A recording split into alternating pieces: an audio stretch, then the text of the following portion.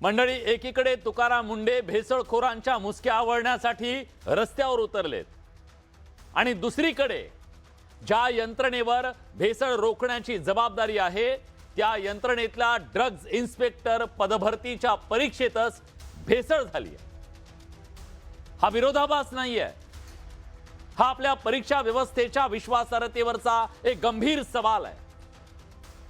हे पेपर फुटीचं अतिशय संतापजनक नागवं वास्तव या राज्यातलं। म्हणूनच मी राज्यातल्या स्पर्धा परीक्षा देणाऱ्या लाखो मुलांच्या मनातला एक अस्वस्थ करणारा प्रश्न घेऊन आलोय। आपल्या या शिक्षण व्यवस्थेत अभ्यास करून परीक्षा देणं खरंच चूक ठरतीये का? एका बाजूला आपण एक दिवस अधिकारी होणार, घरातलं 18-20 दारिद्र्य संपणार, आई बापाचं आयुष्य बदलणार, आपल्या कष्टाला प्रतिष्ठा मिळणार, या आशेवर सामान्य घरातले लाखो अभिमन्यू स्पर्धा परीक्षेच्या चक्रव्यूहात आपलं आयुष्य झोकून देत आहेत आणि मायबाप पोटाला चिमटा काढून लेकरांना शिकवतात। पण दुसऱ्या बाजूला सत्तेची ऊब आणि राजकीय वरदहस्त असलेले कौरव पद्धतशीरपणे यंत्रणा मॅनेज करून गरीबा घरच्या अभिमन्यूचा घात करतायत। पेपर फोडून सामान्य विद्यार्थ्यांच्या स्वप्नांचे अक्षरशः मुडदे पाडतायत। 22 मार्च 2026 ला ड्रग्ज इन्स्पेक्टरच्या 154 पदांसाठी भरतीची परीक्षा झाली। पेपर फुटल्याचा जेव्हा आरोप झाला, पण एमपीएससीनं छाती ठोकून सांगितलं असं काही घडलंच नाही। एवढंच नाही तर तक्रार करणाऱ्यांनाच आरोपीच्या पिंजऱ्यात उभं करण्याचा प्रयत्न झाला। दबाव तंत्राचा वापर करत तक्रारी मागे घ्यायला लावल्याचा आरोप होतोय। ही तीच एमपीएससी आहे जिच्यावर या राज्यातल्या लाखो विद्यार्थ्यांचा विश्वास आहे। बाकीच्या परीक्षांचे जेव्हा धडाधड पेपर फुटू लागले म्हणून विद्यार्थ्यांनी मोठ्या विश्वासानं एमपीएससी कडे सगळ्या परीक्षा द्या अशी एकमुखी मागणी केली आणि पुढच्या काही दिवसांमध्ये एमपीएससीचाच पेपर फुटतो। हे विद्यार्थ्यांच्या पाठीत खंजीर खुपसण्यासारखं आहे। ज्या यंत्रणेवर लाखो विद्यार्थ्यांनी डोळे बंद करून विश्वास ठेवला, ती यंत्रणा जर छुप्या कटात सामील होत असेल तर विद्यार्थ्यांनी न्याय मागायचा कोणाकडे? आज विद्यार्थी निराश आहे, कारण त्याच्या आणि त्याच्या आईबापाच्या कष्टाचे व्यवस्थेतल्या भ्रष्ट नराधमांकडून खुलेआम विटंबना सुरू आहे। या सगळ्याची जबाबदारी कोणी घेणार आहे की नाहीये हा सवाल आहे। आपल्या यंत्रणा खरंच भ्रष्टाचाराच्या रोगानं इतक्या नासल्यात की आता सगळ्या परीक्षांसाठी देशाच्या सैन्याचा वापर करावा का हो? या सगळ्यामध्ये सत्ताधारी विरोधक एकमेकांवर जे आरोप प्रत्यारोप करतायत तेही संताप आणि चीड आणणार। खरं सांगू, विद्यार्थ्यांना त्यांच्या त्या आरोप प्रत्यारोपामध्ये कवडीचा इंटरेस्ट नाहीये, कवडीचाही। विद्यार्थ्यांना हवी आहे पारदर्शक परीक्षा आणि त्यांच्या आईबापाच्या कष्टाला न्याय। या चर्चेत सहभागी होण्यासाठी स्टुडिओत माझ्यासोबत राष्ट्रवादीचे प्रवक्ते महबूब शेख आहेत। महबूबजी, स्वागत आहे तुमचं। आपल्यासोबत एमपीएससीच्या विद्यार्थ्यांची सगळी बाजू मांडण्याच्यासाठी विद्यार्थी आहेत किरण निंभोरे। किरणजी, तुमचं स्वागत आहे। माजी IAS अधिकारी, माझे सनदी अधिकारी महेश झगडे सर सुद्धा या चर्चेत सहभागी झालेले आहेत। सर, तुमचं सुद्धा स्वागत आहे। भारतीय जनता पक्षाचे मुख्य प्रवक्ते नवनाथ बन आपल्यासोबत जोडले गेलेले आहेत। नवनाथराव, तुमचंही स्वागत आहे। आपल्यासोबत या चर्चेत सहभागी होण्यासाठी ऋषिकेश गांगुर्डे आहेत। हे तेच ऋषिकेश गांगुर्डे आहेत ज्यांनी पहिल्यांदा या सगळ्या प्रकरणाला वाचा फोडली। तक्रारदार तेच आहेत, त्यांच्यामुळे हा सगळा पेपर फुटीचा घोटाळा महाराष्ट्राच्या समोर आला। पण इथपर्यंत यायला त्यांना काय भोगावं लागलं ते आज महाराष्ट्राच्या समोर ते सांगतील। ऋषिकेशजी, तुमचे स्वागत आहे। अर्थात मी चर्चेची सुरुवात ऋषिकेशजी तुमच्यापासून करणार आहे। तुम्ही ही परीक्षा दिली बरोबर, आणि या परीक्षेमध्ये पेपर फुटी झाली याची तक्रार सुद्धा तुम्ही दिली। आता कालपर्यंत जी एमपीएससी सांगत होती की असं काही घडलंच नाही, आज मात्र त्यांना हे मान्य करावं लागतंय की हो, पेपर फुटी झाली। मला सांगा, या सगळ्या काळामध्ये काय झालं? तुम्हाला कसं कळलं पेपर फुटलाय आणि विद्यार्थ्यांच्या सोबत धोका झालाय?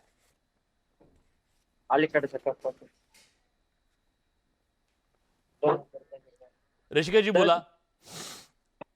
झालं असं हा, सलग बोला, येतोय तुमचा आवाज. काय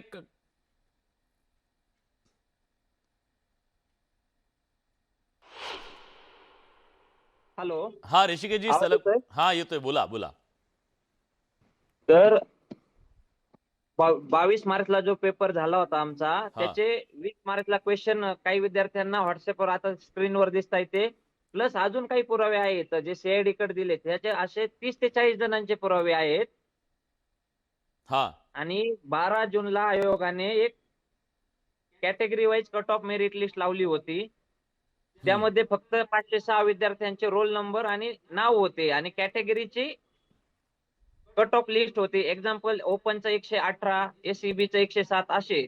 पण त्यांचे मार्क्स दिलेले नव्हते हा आणि त्यांचे इंटरव्ह्यू कंडक्ट केल्यानंतर मग ब- त्यांचे 1-1.5 महिन्यात कंडक्ट केल्या 22 जुलैला त्यांनी मेरिट लिस्ट लावली. त्या दिवशी मी एक व्हिडिओ बनवला होता की त्यांचे मार्क्स न देता त्यांना इंटरव्ह्यूला कसं सिलेक्ट केलं. निदान आमचे सांगितले नाही, बाकी विद्यार्थ्यांचे ठीक आहे, पण त्यांचे ते इंटरव्ह्यू सिलेक्ट झाले, त्यांना तर किती मार्क्स मिळाले सांगायला पाहिजे होतं. हा आणि ते पाहून जो गौरव पाटील आहे ना, त्याने माझ्याशी कॉन्टॅक्ट केला आणि पेपर फुटल्याचे पुरावे दिले. आम्ही एमपीएससीच्या कार्यालयात गेलो, एफडी तुकाराम मुंडे सरांच्या कार्यालयात गेलो, तिथं दिले. त्यानंतर तुकाराम मुंडे सरांच्या ऑफिस मधून आम्हाला पोस्ट दिली, जबाब दिला, त्यांनी ते एमपीएससी ला पाठवलं, पण एमपीएससी त्या आणि आम्हाला पोस्ट नाही दिली. आणि नेमकं आज बघा, काल जे अभिजित लिंडवे अवर सचिव आहेत त्यांना अटक केली ना, त्यांच्याकडेच आम्ही पुरावे ते सगळे देऊन आलो होतो. म्हणजे जो जो आरोपी आहे त्याच्याकडे तुम्ही तक्रार दिलीत. बरं, तुम्ही तक्रार दिल्यावर काय झालं मला सांगा. काय केलं त्यांनी? त्यांनी आमच्याकडून घेतले. नंतर त्यांनी सांगितलं की हे परीक्षेमध्ये हा झालाय घोड तुमचा आणि तुमचा मेल पण आला होता, तरी आम्ही प्रत्यक्ष जाऊन दिले. तर एकदम सामान्य, चेहऱ्यावर काही नव्हतं की कोणी आहे म्हणून. उलट आम्हाला असं वाटलं हा माणूस आता न्याय देईल.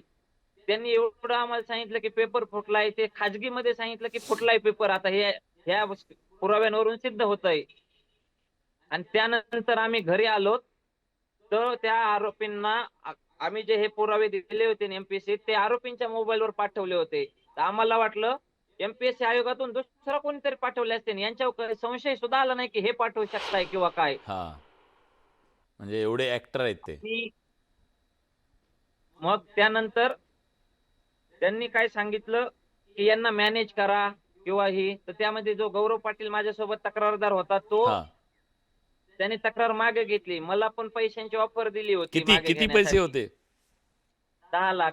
10? तुम्ही तुम्ही काय म्हणाला त्याच्यावरती? तुमचं काय म्हणणं होतं? नाही, मी स्वतः परीक्षा दिलेली होती. मी एक म्हणलं जर माझ्यासोबत अशा 40,000 विद्यार्थ्यांवर अन्याय होईल, हा तक्रार मागे घेतली, पैसे घेतले तर. कोणाला होतं मॅनेज करायला? नाही, कॉन्फरन्स कॉल लावला होता व्हॉट्सअपला गौरव पाटीलच्या मोबाईल वरून. बर, म्हणजे गौरव पाटील मॅनेज झाला आणि तुम्ही मॅनेज झाला नाहीत, त्यामुळे हे बाहेर आलं. तो मॅनेज झाला नाही ते नाही माहिती, पण मग त्याने दबाव पण होता, ते घाबरलेला पण होता बर त्याच्या बर आवाजावरून.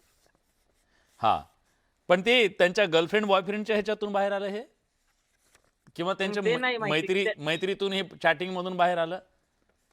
पण अशा तिने बातम्या येतात चॅटिंग केलेले सगळीकडे. स्क्रीनशॉट, तिने स्क्रीनशॉट पाठवलेले होते ना, म्हणजे त्याने हा ते माहिती, पण त्याचं प्रायव्हेट माहिती नाही मला, गर्लफ्रेंड बॉयफ्रेंडचं. ठीक आहे, आपल्याला काही घेणं देणं नाही त्याच्याशी, पण त्यांच्या चॅटिंग मधून हे समोर आलं. हो.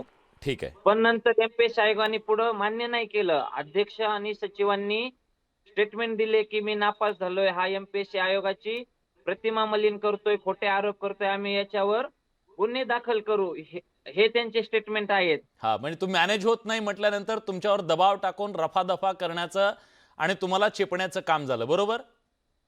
हो. Very good. एमपीएससी वाले ऐकत असतील तर त्यांनी यावं. का सरकारनं त्यांच्या ह्या पापाच्या बद्दल प्रश्नाची उत्तरं द्यावीत मला कळत नाही. हे असे लोक असतात ना नवनाथराव, ह्यांना तुम्ही सरळ सांगत जा, तुमची उत्तरं तुम्ही द्या. घाण तुम्ही केली आहे ना, तुम्ही निस्तरा. हे लोक फोन सुद्धा घेत नाहीत, हे लोक उत्तर देत नाहीत. ह्यांनी उत्तरं दिली पाहिजेत. हे स्वायत्त आहेत ना, ह्यांना सगळे अधिकार दिलेले आहेत, ह्यांनी उत्तरं दिली पाहिजेत आणि ती उत्तरं आपण घेण्याचा प्रयत्न करतो, पण येत नाहीत ते चर्चेमध्ये. महाराष्ट्राला या लोकांनी सामोरं जायला पाहिजे. खरं तर आपल्यासोबत आज किरण निंबोरे आहेत. किरणजी, एक एमपीएससीच्या विद्यार्थ्यांच्यासाठी सातत्यानं तुम्ही आवाज उठवता. या एमपीएससी वाल्यांनी छाती ठोकपणे सांगितलं होतं नाही झालं असं काही, आणि तुम्ही आमची बदनामी करताय. एक प्रकारे हे सगळं दडपण्याचा प्रयत्न गेले काही दिवस सुरू होता का? आणि एक माणूस लढत राहिला म्हणून यांचं बिंग फुटलं. अगदी बरोबर. म्हणजे आणि कधीपासून सुरू आहे ते पण सांगा. आम्हालाही असंच वाटत होतं की एमपीएससीचा पेपर हा खूप पारदर्शकपणे होतो. एमपीएससीचा पेपर कधीच फुटू शकत नाही. ज्या वेळेस ऋषी गांगुर्डेने हे पुरावे एमपीएससीला दिले आणि सीआयडीला देखील दिले, त्यानंतर कुठंतरी मनामध्ये पाल चुकचुकत होती. आणि ही पाल चुकचुकत असताना दुसऱ्या बाजूला हे वाटत होतं की एमपीएससी खूप पारदर्शकपणे काम करते. कारण तुम्ही जसा उल्लेख केला त्यावेळेस 1999 पासून 20 वर्ष झाले पेपर आजतागायत फुटला नाही. ज्यावेळेस कर्णिक घोटाळा झाला त्यावेळेस जोशी म्हणून एक सदस्य होते, त्यांच्या काळामध्ये जो एमपीएससी वरती डाग लागला होता, त्याच्यानंतर आजतागायत एमपीएससी ही सुधरतच गेली होती. एमपीएससीत वेळोवेळी सुधारणा होत गेल्या होत्या. आणि आता जे अध्यक्ष आहेत, आता जे सचिव आहेत, त्यांनी नुकताच मागच्या 5-6 महिन्यांमध्ये एक अशी यंत्रणा राबवली होती की असा एक समज ते पसरवत होते एमपीएससीच्या विद्यार्थ्यांमध्ये की आम्ही खूप फास्ट ही प्रोसेस करतोय, रिझल्ट लवकर लावतोय, परीक्षा लवकर घेतोय, त्याच्यानंतर मुलाखती स्पीडमध्ये घेतोय. परंतु ह्या गोष्टी होत असताना एका बाजूला त्यांचं दुसरं एक कारस्थान चाललं होतं की या सगळ्या परीक्षा ऑनलाईन घेण्याच्या होत्या. याची थोडीशी पार्श्वभूमी पण सांगणं गरजेचं आहे. मागील 6-7 वर्षापासून ज्या ऑनलाईन परीक्षा होत होत्या, जे महापरीक्षा पोर्टल असेल किंवा टीसीएस आयबीपीएस असेल, सरकार कोणतेही असो, दोन्ही सरकारमध्ये हे घोळ झालेले आहेत, सरकार कोणतेही असो, पण ज्या ऑनलाईन परीक्षांमध्ये घोळ होत होते ते घोळ होऊ नयेत म्हणून या सर्व परीक्षा या एमपीएससी कडे द्या, ही विद्यार्थ्यांची मागणी होती. गेले 10 वर्ष झाले आम्ही त्याच्यासाठी लढत होतो आणि शेवटी त्या परीक्षा या सरकारच्या काळामध्ये एमपीएससी कडे गेल्या. विद्यार्थी खुश झाले. विद्यार्थ्यांना वाटलं आता अभ्यास करणाऱ्या कॅन्डिडेटला ही परीक्षा, ही पदं मिळणार आहेत. जे तलाठीचं पद होतं हे या विद्यार्थ्याला मिळेल. पण अचानक म्हणजे आज ज्या वेळेस ड्रग इन्स्पेक्टरचा पेपर या गांगुर्डेमुळे, ऋषी गांगुर्डेमुळे एका कॅन्डिडेटनी जर माघार घेतली असती तर सर हा पेपरही फुटलेला कुणालाही कळाला नसता. आज ज्या वेळेस सगळीच्या सगळी भेसळ पुन्हा या राज्यातली भेसळ चेक करायला गेली असती. बरोबर. एक्झॅक्टली.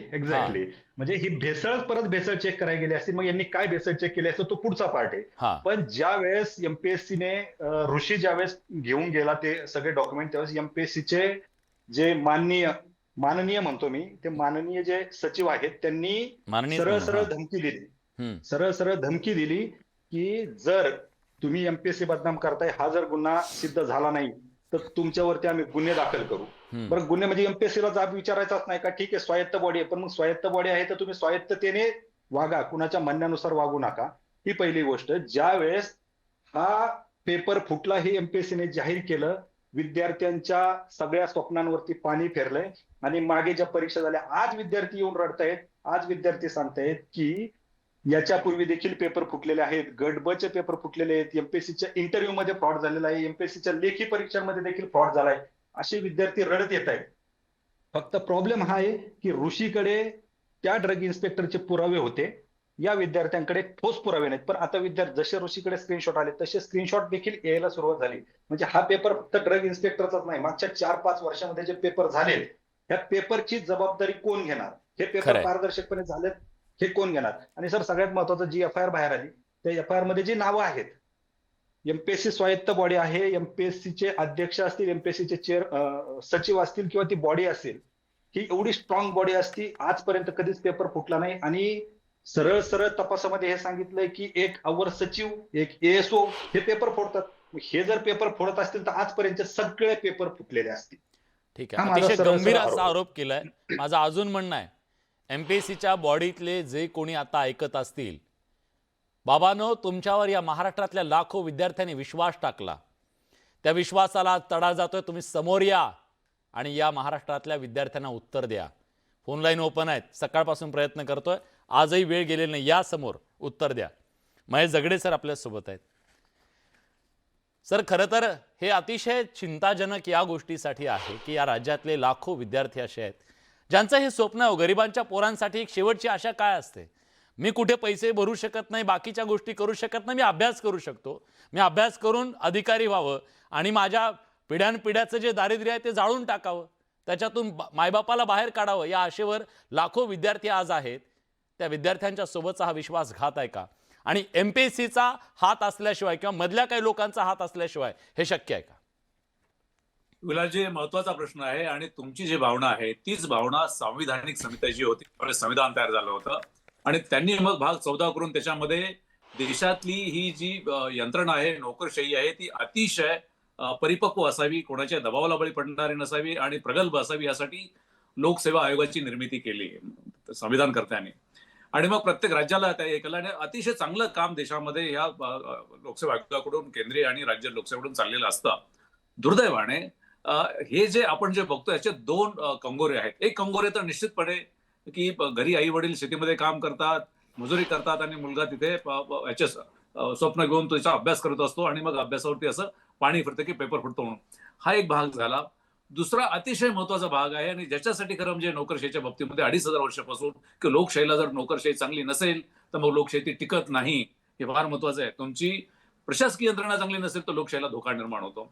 आता चांगली प्रशासकीय यंत्रणा निर्माण करून राज्यातील जनतेला जर खरंच चांगलं प्रशासन द्यायचं असेल तर मला वाटतंय की तुमची लोकशाही, तुमचा लोकसेवा आयोग हा तितकाच जो स्वायत्त आपण म्हणतो तो तसा स्वायत्त असला पाहिजे, कणखर असला पाहिजे. आणि या लोकसेवा आयोगाच्या अध्यक्ष आणि मेंबर्सने मग ते मुख्यमंत्र्याचं सुद्धा ऐकू नये अशा पद्धती, किंवा मुख्यमंत्री सुद्धा त्यांना काढू शकत नाहीत अशा पद्धतीची तरतूद त्याच्यामध्ये केलेली आहे. कारण त्यांना काढण्याची प्रक्रिया फार भयंकर आहे. यांना करण्यापेक्षाही जास्त मोठी कवच कुंडलं याच्यासाठी दिलेली आहेत की त्यांनी अतिशय पारदर्शकपणे, कणखरपणे योजना राबवावी, परीक्षा पद्धती, आणि कुठल्याही परिस्थितीत ते लिकेज होणार नाही असं बघावं. आता दुसरा मुद्दा सगळ्यात महत्वाचा आहे की हे लिकेजेस का होतात. मग आता त्याच्यावरती हे लिकेजेस होतात किंवा काही गुण बदलले जातात, हे सगळ्या गोष्टी चाललेल्या असतात. मला वाटतं की याच्यामध्ये एक महत्वाचं आहे की असं होऊ शकत नाही. हे मी प्रशासनामध्ये 34 वर्ष काढलं. हे जोपर्यंत तिथला जे बॉडी आहे त्या बॉडीच्या जर तकलादूपणा असेल तरच हे होऊ शकतं. पण बॉडीचं जर नसेल तर आपण आता हे त्याची चौकशी होईल, त्याच्यावरती एफ आय आर झाला, मला वाटतं की याला काही अर्थ नाहीये. ज्या अर्थी बॉडी याच्यामध्ये ही झालेली आहे, चेअरमन आणि सगळे सदस्य याच्यामध्ये फेल ठरलेले आहेत, हो. अंतिमतः जबाबदारी त्यांची आहे. आपल्याला माहिती, फक्त एकच उदाहरण मी देतो की एका कॅन्डिडेटच्या बाबतीमध्ये महाराष्ट्रातल्या युपीएससीच्या बाबतीमध्ये कॉन्ट्रोवर्सी निर्माण झाली आणि मग या गोष्टीसाठी नाही पण अन्य काही कारणासाठी किंवा म्हणून युपीएससी चेअरमनला सुद्धा राजीनामा द्यावा लागला होता. हो. हा मुद्दा फक्त उमेदवाराच्या बाबतीमध्ये नाहीये की पुढचे 30-35 वर्ष हे लोक प्रशासनामध्ये असणार आहेत. आता जो ड्रग इन्स्पेक्टरचा आपण एक उल्लेख केला, महाराष्ट्रामध्ये 35,000 ते 40,000 कोटीचे औषधं दरवर्षी विकली जातात, व्यवहार होतो आणि त्याच्यामध्ये मग ते व्यवहार त्यांचा होत राहील. पण 12 ते 13 कोटी जनतेचं आरोग्य त्यांच्यावरती अवलंबून असतं आणि जे भ्रष्टाचारामधूनच आले असतील मग आरोग्य आपण धोक्यामध्ये घालतो आणि याला मग हे एमपीएससीचे जे लोक आहेत त्यांचं पाप असणार आहे. हे काही प्रशासकीय फेल्युअर असं नाहीये.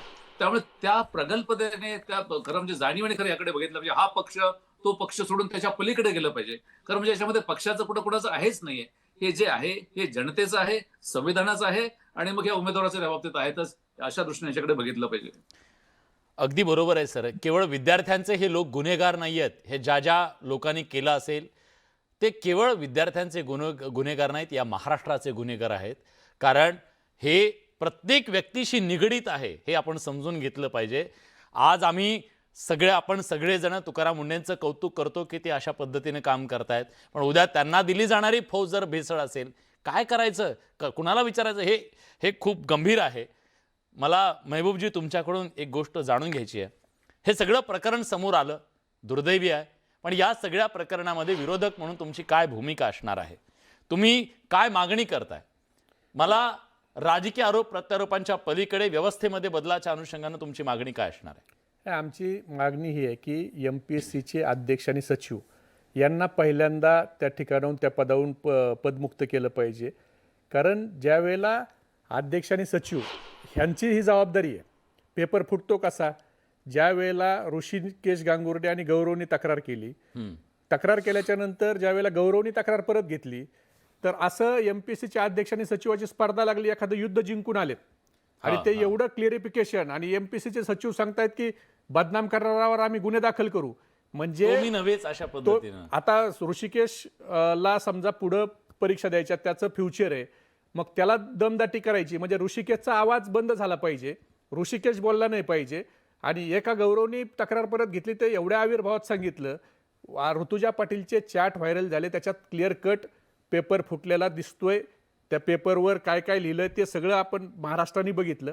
असं असताना आपल्याकडून जर आपण याच्यात सहभागी नसतो तर MPSCने पहिल्या दिवशी गुन्हा दाखल केला असता. हा चॅट व्हायरल होऊन किती दिवस झाले, पेपर व्हायरल होऊन किती दिवस झाले, तुम्हाला मुळात ही सगळी प्रक्रिया करायला एवढा उशीर का लागला?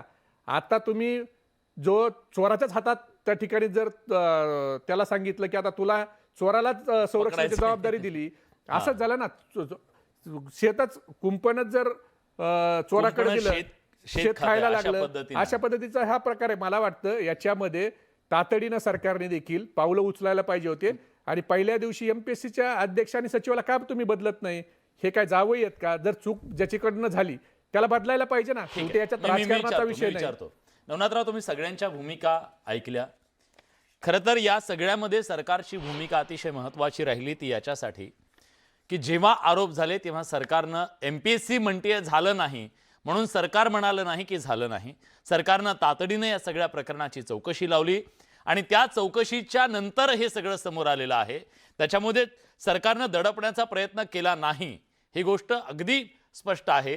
पण मुद्दा हा आहे की ज्या लोकांमुळे आज ही सगळी परिस्थिती निर्माण झाली त्यांची काही जबाबदारी नाहीये. त्या सगळ्यांची जबाबदारी निश्चित नाही होणार. जर UPSCच्या अध्यक्षांना घरी जावं लागतंय तर मग या इथल्या जबाबदार लोकांना घरी का जावं लागू नये? त्यांना घरी पाठवण्याची भूमिका तुम्ही घेणार आहात का? विलासराव, खूप खूप धन्यवाद. सुरुवातीपासून जेव्हा पेपर फुटीच्या तक्रारी आल्या तेव्हापासून सरकारने हे प्रकरण अतिशय गांभीर्याने घेतलं.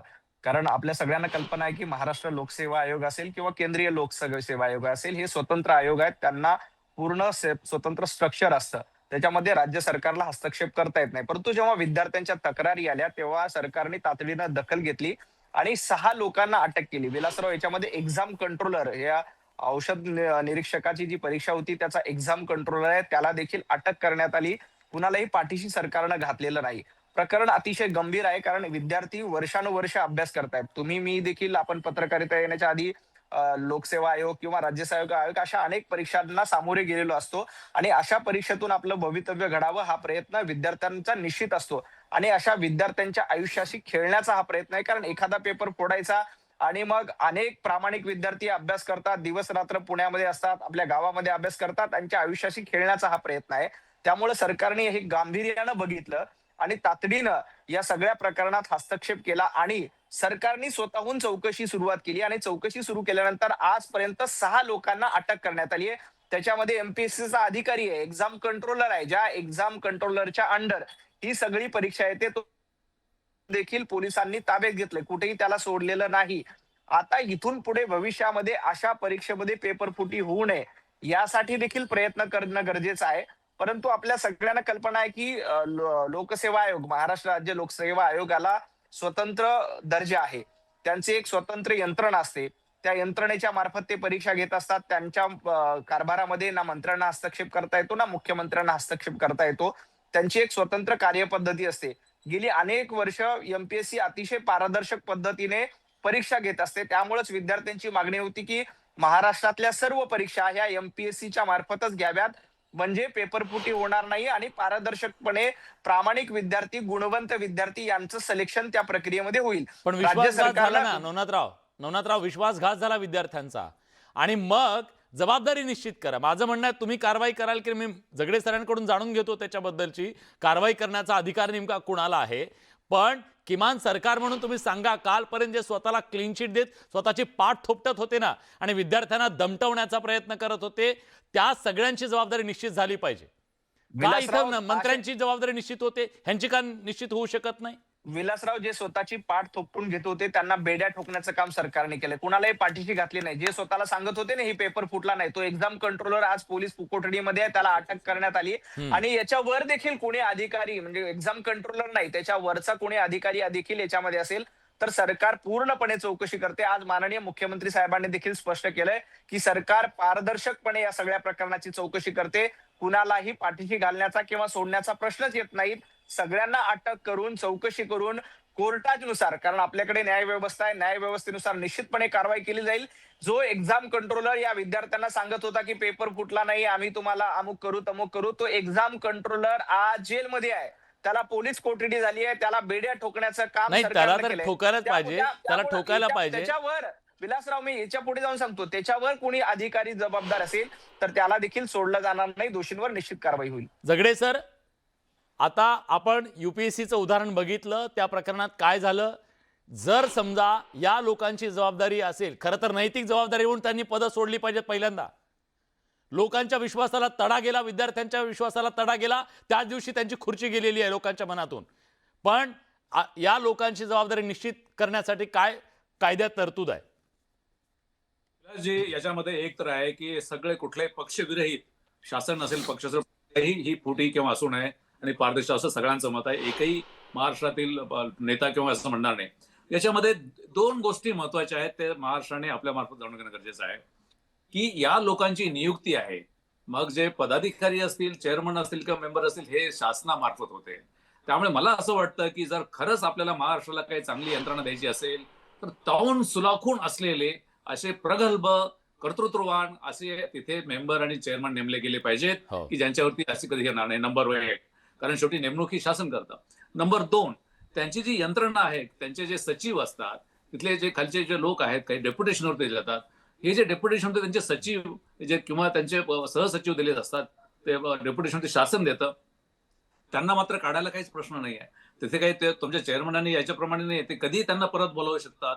आणि तिथे त्यांचे आता जे फेल झाले असेल त्यांना तर ताबडतोबच बोलवलं पाहिजे त्यांनी. आणि तिथे असे खांबे अधिकारी की ज्यांचा निर्विवाद चांगलं प्रशासन आहे, अशा प्रशासकीय अधिकाऱ्यांना तिथे का जात नाही? म्हणजे हे खरं म्हणजे की शासनाने लक्ष देण्याची गरज आहे. ठीक आहे, MPSC असेल स्वायत्त, पण इथे स्वायत्तता नाहीये, इथे जाण्याचं याच्यावर आहे. त्यामुळे मला वाटतं की असं जर होत असेल तर हे जे सदस्य आणि चेअरमन आहेत त्यांनी स्वतःहून, आणि मला वाटतं की शासनाचा जर काय मनोदय आहे हे जर बघितलं तर मला वाटतं की त्याचे चेअरमन आणि सदस्य हे निश्चितच त्याचा विचार करतील.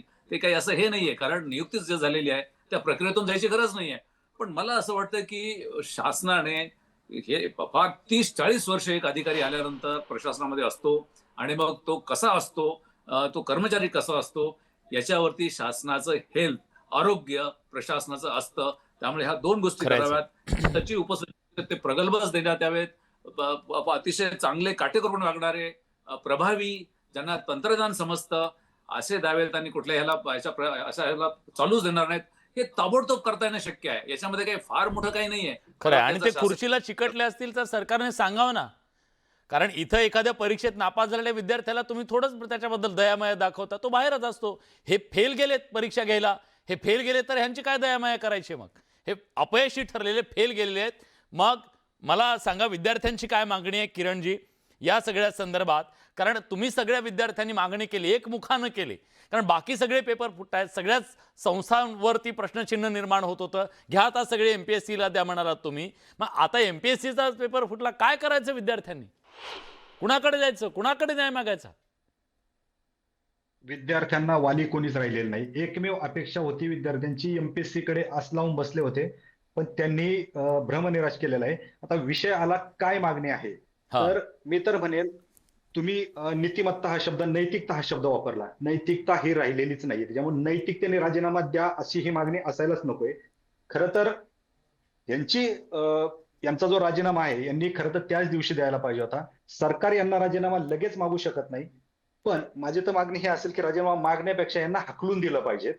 कारण मी आता थोडस विद्यार्थ्यांचा राग मी तुमच्या समोर व्यक्त करतो. त्याची लायकी ती आहे. कारण जर तुम्ही परीक्षा जर व्यवस्थित घेऊ शकत नसाल, लाखो विद्यार्थी मागील 10 वर्षापासून तुमच्यावरती आस ठेवून बसलेत, तुमच्यावरती सगळी जबाबदारी देत आहेत, विद्यार्थी MPSCच्या बाजूने बोलतायत, आणि तुम्हीच विद्यार्थ्यांचं जर भ्रमनिराशन, विद्यार्थ्यांचा घात करत असाल तर उपयोग नाही. आणि जे सांगितलं नवनाथ सरांनी, जे सांगितलं की त्या अधिकाऱ्याला अटक केली, आज खरं तर ह्या चर्चेमध्ये एक माजी अध्यक्ष पाहिजे होते. त्यांनी सांगितलं असतं की पेपर फोडायचाच असेल, जर पेपर फोडायचाच असेल तर पेपर कोण फोडू शकतं?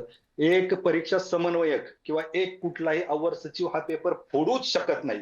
हे मी चॅलेंज देऊन सांगतो. अध्यक्ष, सचिव आणि पूर्ण बॉडी असल्याशिवाय हा पेपर कोणीच फोडू शकत नाही. काही कॉन्फिडेन्शियल गोष्टी असतील, मला काही गोष्टी माहिती तर ते बोलता येत नाही. माझे अध्यक्ष जर असते तर ते 100% तिथं बोलले असते. मी आज त्यांना इथे बोलवण्याचा प्रयत्न केला होता, पण काही त्यांचे अडचणी असू शकतात का, आपण कंपल्शन नाही करू शकत, पण प्रयत्न केला होता आज आपण त्यांना इथे बोलवण्याचा, त्यांची किमान परिस्थिती काय आहे ती सांगण्याचा. एक गोष्ट या सगळ्यात मी फक्त एक गोष्ट क्लिअर करतो, किरणजी, एक गोष्ट क्लिअर करतो. जे 1999चं ते सगळं प्रकरण होतं, कर्णिक प्रकरणाच्या नंतर जे डाग लागला MPSC वरती, त्याच्यानंतर सुधारणा करण्याचा कसोशीनं प्रयत्न केला. महाराष्ट्राचा जो लौकिक आहे तो पुन्हा मिळवण्याचा प्रयत्न केला. पण हे सगळं करत असताना MPSC बेसावध राहिली का, हा माझा सवाल आहे. म्हणजे जर समजा तुम्ही सुधारणा करताय, पण ते सुधारणा करत असताना कुठेतरी शिथिलता आली का, आणि त्याचा काही लोकांनी गैरफायदा घेतला? कारण अलर्ट राहायला हवं, हा अलर्टनेस गेला का? गांगुर्डेजी तुम्ही पण सांगा, आणि मी महेश सरांकडे पण येतो. हां, ऋषिकेश, बेसावध राहिले म्हणून हे झालं का? नक्कीच बेसावध झाले म्हणून राहिलंय. तसं नसतं, कारण आम्ही विद्यार्थी आमच्या जवानीचा काळी 20 ते 30 वर्षाचा 35 वर्षाचा अभ्यास करतो, MPSCचा अभ्यास करतो. आमचे हे वय असं असतं की लात मारीन तिथून पाणी काढू, आणि ते आम्ही अभ्यासात घालतो, आणि आम्हाला विश्वास असतो MPSC वर.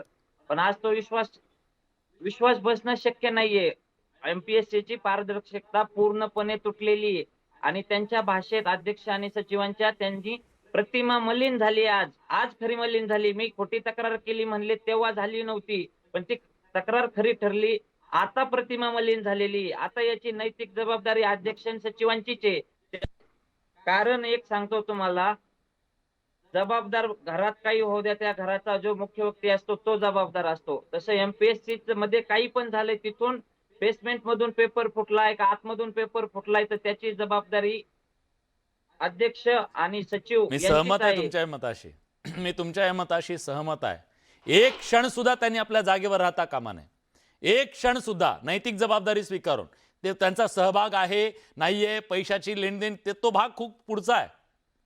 पण इतक्या लोकांच्या विश्वासात माफी मागितली पाहिजे लाखो विद्यार्थ्यांची. बाबांनो, तुम्ही आमच्याकडे परीक्षा द्या म्हणून आंदोलन करत होतात, तुमच्या विश्वासाला आम्ही पूर्ण ठरू शकलो नाही, चूक झाली आमची, माफी मागतो, चाललो घरी, हे सांगण्याची नैतिकता खरं तर त्यांनी दाखवणं गरजेचं आहे. पण महेश सर, मुद्दा हा आहे, विद्यार्थ्यांच्यासाठी शेवटची आशा असणारं, जर समजा MPSC आज प्रश्नांकित होत असेल, तर मग आपल्या या सगळ्या परीक्षा व्यवस्थेच्या समोरचे पर्याय काय?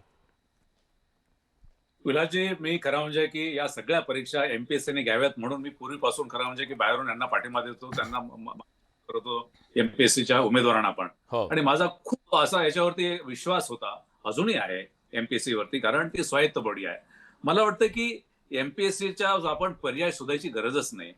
या देशामध्ये हे ज्यावेळेस एक गणराज्य आहे, खाजगी क्षेत्रातून आपण परीक्षा घेऊ शकत नाही, घेऊ नयेत, ती लोकशाही नाहीये. खाजगी क्षेत्र म्हणजे ते टाटाने घ्यावं, त्यांनी घ्यावं, पण जर राज्य चालवायचं असेल आणि त्याला जर नोकरशाही पाहिजे असेल तर ती लोकशाही आयोगामार्फतच आली पाहिजे.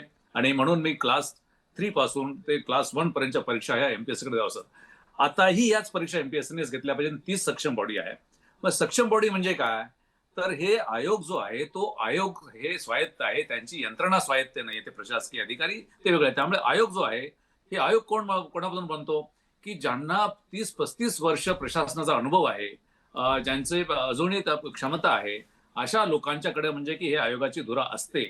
आता त्यांनी ती 35 वर्षाचा अनुभव लक्षात घेऊन असं होणारच नाही असं खरं म्हणजे महाराष्ट्राला एकतर हे दिलं पाहिजे, किंवा मग शासनाने त्यांना विचारलं पाहिजे की तुम्ही जर कमी पडत असाल तर आपल्याकडे एक लक्षात घ्या, 6 सिग्मा नावाची एक प्रणाली आहे की ज्याच्यामध्ये 10 लाखामध्ये फक्त 3.6% एवढाच त्याच्यामध्ये दोष होतो. MPSC आणि UPSC आपण जो बघतो ते इतक्या कोट्यावधी हे करतात, पण कधीच तसा दोष निर्माण होत नाही. आत्ताच का दोष निर्माण होतो? त्यामुळे दोष केवळ त्या MPSCचा नाही, दोष ती MPSCचं कार्यालय ऑक्युपाय करणाऱ्या व्यक्तींचा आहे. मला वाटतं की आपण MPSC वर विश्वास ठेवावा. व्यवस्थित सुधार हवा आहे आपल्याला, म्हणून आपण ही चर्चा करतोय. कोणाला तरी केवळ दोष देणं आणि कोणाला तरी आरोपीच्या पिंजऱ्यात उभं करणं हे नाहीये. ह्या लाखो विद्यार्थ्यांचा विश्वास पुन्हा मिळवणं ही आपली जबाबदारी आहे. तो विश्वास निर्माण करणं, व्यवस्थेवरचा विश्वास राहिला पाहिजे. म्हणून चुकीच्या लोकांवर कारवाई झाली तर तो विश्वास परत येतो, हे आजपर्यंत अनेक वेळा दिसलेलं आहे. महबूबजी, काय अपेक्षा आहे? नंतर मी नवनाथजींकडे जातो. अपेक्षा जसं विद्यार्थ्यांनी सांगितलं तसं हे आता स्वायत्त संस्था आहे, हे फक्त ऐकायला आता चांगलं वाटतंय आजकाल. ही स्वायत्त संस्था आहे, ती स्वायत्त संस्था आहे, पण त्या कशा काम करतात हे आपण बघितलंय. आणि त्यांना हटवता येत नाही असं काही नाही. कलम 317च्या खाली राज्यपाल MPSCच्या अध्यक्षाला जर पेपर फुटी झाली असेल, तसं कारण असेल तर ते हटवू शकतात. आणि सचिव हे प्रशासकीय अधिकारी आहेत, त्यामुळे सचिवांना तिथून बदलून MPSCतला जर चांगला अधिकारी, जरी बाहेरचा प्रशासकीय अधिकारी सचिव म्हणून देण्याचा घाट कुणी घातला माहीत नाही, तो नंतरचा विषय. पण तिथं दुसरा एक चांगला अधिकारी, जसं IAS झगडे सर अधिकारी. म्हणले IAS अधिकारी चांगला आणला, हा. तुकाराम मुंडे सारखे अधिकारी जर आले तर चांगलं आता पद्धतीने तुकाराम होऊ मुंडे शकतं. कुठं कुठं पुरणार आहेत ह्या महाराष्ट्रात असे आहेत की सगळीकडे ते- ज्याला काम करायची इच्छा आहे असे हा. भरपूर लोक आहेत. तर ते भरपूर लोक जर त्यातले जर अधिकारी आपण निवडले हा. तर किमान बघा, ह्याच्यात राजकारण करण्यापेक्षा महाराष्ट्रातल्या जर विद्यार्थ्याचा विश्वास MPSC सारख्या जर संस्थेवरून उडाला तर मला वाटतं अनेक मुलं डिप्रेशनमध्ये जातील. गरीब घरचे मुलं आहेत जे अभ्यास करतात, त्यांच्या अभ्यास करताना आई वडील व्याजाने पैसे काढतात, कर्जाने पैसे काढून त्यांना पुण्यात ठेवतात आणि आपल्या मुलगा पुढे जाऊन काहीतरी होईल हे अपेक्षापोटी करतात. याच्यात त्या मुलाच्या मानसिकतेवर परिणाम होतो, त्याच्या आई वडिलाच्या देखील मानसिकतेवर परिणाम होतो. खरं हे आपली फक्त कळकळ तीच आहे, आपली राजकारणाचा कळकळ भाग महबूबजी नाही. तीच आहे आज ही आज- चर्चा करण्यामागे. आणि मला सुरुवातीपासून माझी इच्छा होती आजच्या चर्चेमध्ये कणभर सुद्धा भांडण झालं नाही पाहिजे. आज इथं आरोप प्रत्यारोप झाले ना तर हे जे लाखो विद्यार्थी बघतायत ते म्हणतील अरे तुम्ही पण सगळे तसलेच आहात, तुम्ही पण शांतपणे चर्चा नाही करू शकत. आपल्यावर सुद्धा तो प्रश्न अंकित झाला असतं. म्हणून आज सुद्धा आपण या व्यवस्थेतल्या बदलाच्या संदर्भात आपण बोललं पाहिजे. जिथं लूपहोल्स असतील ते लूपहोल्स आपल्याला बंद करावे लागतील आणि तो विश्वास पुन्हा निर्माण होईल या सगळ्या व्यवस्थेवरचा, त्याच्यासाठी प्रयत्न केले पाहिजेत. पण खऱ्या अर्थानं नवनाथजी आता अपेक्षा सरकारकडून यासाठी आहे कारण तेव्हा जेव्हा ज्या चुका झाल्या, जे डाग झाले ते पुसण्यासाठी कठोर पावलं उचलावी लागली होती. आता ती पावलं उचलली जातील का? विश्वास पुन्हा जिवंत होईल यासाठी पावलं उचलली जातील का? विलासराव 100% याच्यामध्ये जे कोणी दोषी असतील, मग ते MPSC चे सदस्य असतील किंवा अन्य कोणी असतील, त्या सगळ्यांवर कारवाई होईल. अधिकाऱ्यांना देखील अटक केली आहे. जे कंट्रोलर होते त्यांना देखील सोडलं नाही. पाठीशी घालण्याचा प्रश्नच येत नाही कारण हा विद्यार्थ्यांच्या आयुष्याशी खेळण्याचा प्रश्न आहे आणि सरकार गांभीर्याने घेते. पहिल्या दिवसापासून गुन्हा दाखल करणं असेल, चौकशी करणं असेल, तपास करणं असेल, या सगळ्या प्रक्रियेत सरकारने अतिशय चांगलं काम, पारदर्शकपणे कारभार केले. म्हणून या 6 लोकांना बेड्या ठोकण्यात आल्या. अन्यथा या लोकांना देखील बेड्या ठोकणं अवघड झालं असतं. ही चेहरेच कधी समोर आली नसती. कितीही तक्रारी झाल्या असतील तरी हे 6 लोक समोर आली नसती. पोलिसांनी खूप चांगल्या पद्धतीनं कारभार केला, अतिशय व्यवस्थित तपास केला आणि या 6 लोकांना ताब्यात घेतलंय, अटक केली. इथून पुढे अजून याचे धागेदोरे खूप खोलवर जातील. अनेक जाऊ द्या, गंभीर जिथपर्यंत प्रकरणं जातील देखील समोर तिथपर्यंत जाऊ द्या येतील. नवनाथराव. हा महाराष्ट्र हे विद्यार्थी सगळे तुमच्या सोबत आहेत. विलासराव, जाऊ द्या, हे 100% कुठपर्यंत जायचंय ते सगळे चेहरे उघडे पाडा. सरकारच्या पाठीशी सगळे खंबीरपणे उभे आहेत आणि सरकार कुणालाही पाठीशी घालणार नाही. जे काही धागेदोरे सापडतील त्यानुसार कारवाई होईल आणि कुणालाही सोडली जाणार नाही. सरकार अतिशय खंबीर आहे कारण स्पष्ट बहुमताचं सरकार आहे. देवेंद्रजी फडणवीसांचा स्वभाव आपल्या सगळ्यांना माहित आहे. देवाभाऊ या प्रकरणात कुणालाही पाठीशी घालणार नाहीत. त्यांच्यावर कठोरातली कठोर कारवाई होईल आणि त्यासाठीच माननीय मुख्यमंत्री प्रयत्न करतायत. महबूबजी अगदी थोडक्यात महबूबजी अगदी थोडक्यात. नवनाथरावांनी आता फक्त महाराष्ट्राला हेच आश्वासित करावं, देवाभाऊचं स्पष्ट बहुमताचं सरकार आहे. जे विद्यार्थ्याची मागणी आहे, MPSC चे अध्यक्ष आणि सचिव कधी बदलणार, त्यांना बदला, कारण हा विषय गंभीर आहे. त्यांना बदललं तरच विद्यार्थ्याचा विश्वास ठीक आहे. परत संपादित होईल. नाही, आपण अन्यथा आशा करू आणि हातोहात आपण कारवाई त्याच्यासाठी होईल. भांडू ना. आपण त्यांच्यावरती सगळ्यांनी मिळून सांगूया की नैतिक जबाबदारी स्वीकारा या सगळ्या प्रकरणाची आणि तुम्ही सांगा महाराष्ट्राची माफी मागा, ह्या लाखो विद्यार्थ्यांची माफी मागा आणि चालते व्हा. ही सांगण्याची आज खरंच वेळ आलेली आहे कारण विद्यार्थ्यांच्या विश्वासासोबत त्याला नख लागण्याचं काम आज या सगळ्यांनी केलेलं आहे. त्यामुळे ही मागणी होणं अगदी स्वाभाविक आहे. आज बडे मुद्देच्या माध्यमातून एका अतिशय संवेदनशील मुद्द्यावरती चर्चा करत असताना आपण तितक्या संवेदनशीलपणे आपल्या भूमिका मांडल्या त्याबद्दल मी आपल्या सगळ्यांचे मनापासून आभार व्यक्त करतो. आणि महाराष्ट्राचा नावलौकिक जो आजपर्यंत राहिलेला आहे त्या नावलौकिकाला साजेसा आपला आयोग असेल कारण त्यांच्या हातात इथल्या पुढच्या पिढीचं भवितव्य आहे, उद्याचे अधिकारी घडवण्याचं भवितव्य आहे. तिथं कुठल्याही प्रकारचं कॉम्प्रोमाइज चालणार नाही, भ्रष्टगिरी चालणार नाही. हा मेसेज महाराष्ट्रानं देणं गरजेचं आहे.